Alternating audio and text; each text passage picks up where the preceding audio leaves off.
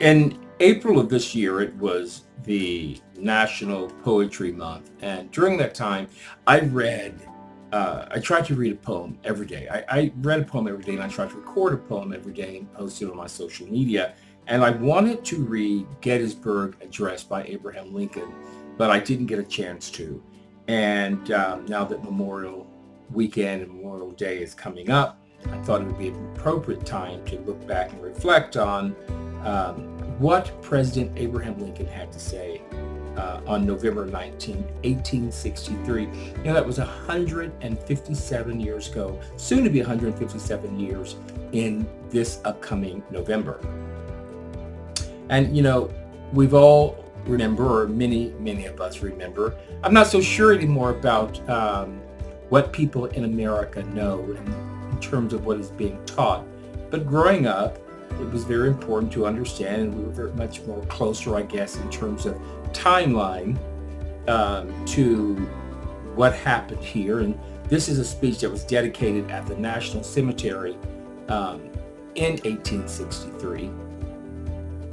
And it begins with 7 years ago, our forefathers set forth upon this continent a new nation, conceived in liberty, dedicated to the proposition that all men are created equal. We all remember that, right? So I'm going to do it here. And just starting out, just know that 80 represents 80 years. So 87 years ago, that means that America was only 87 years old at the time.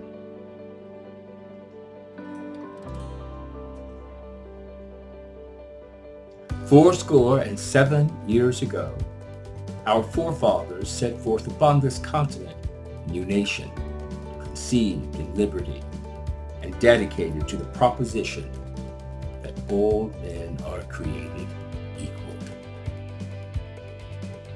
Now, we are engaged in a great civil war, testing whether that nation, or any nation so conceived and so dedicated, can long endure. We are met on a great battlefield of that war. We have come to dedicate a portion of that field as a final resting place for those who here gave their lives that that nation might live. It is altogether fitting and proper that we should do this, but in a larger sense, we cannot dedicate, we cannot consecrate, we cannot hallow this ground. The brave men, living and dead, who struggled here, have consecrated it far above our poor power to add or detract. The world will little note, nor long remember what we say here, but it can never forget what they did here.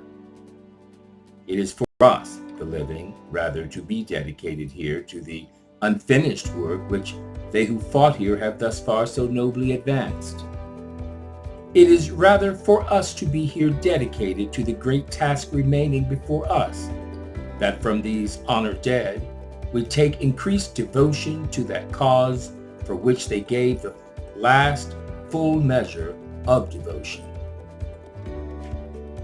That we here highly resolve that these dead shall not have died in vain, that this nation under God shall have a new birth of freedom, and that government of the people, by the people, and for the people shall not perish from the earth.